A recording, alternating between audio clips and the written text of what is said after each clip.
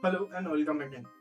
In this video, I'm going to show you how you can create a Windows batch file and you can use it for many purposes.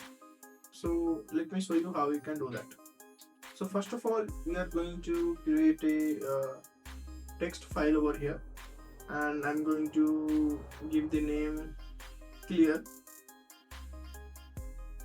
This particular file will delete all the temporary file from the Windows. So to create a batch file, we have to make sure the extension is .bat. Then we have to press enter. It's saying that if you are going to change the extension, this file might be unstable, but we are going to use it. So yes. Now I have a script over here that will delete all the temporary file. So let me just edit it. We have to right click and edit this file. Now I'm going to paste this.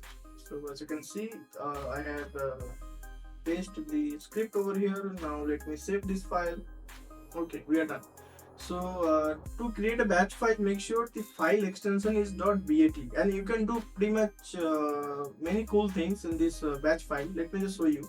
So this particular file will delete all the temporary files from the Windows. If you want to see, as you can see, it's saying that echo deleting temporary files, and it's deleting all the temp files. Okay, so it will be deleting this file. Just let me show you.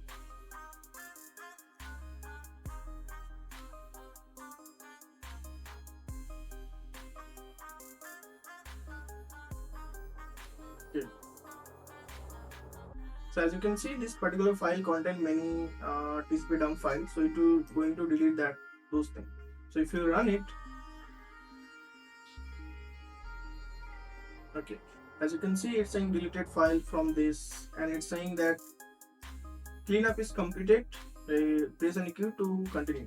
So yes, so it's going to delete those files. So you can do many things with this batch file. As you can see, I have a batch file over here.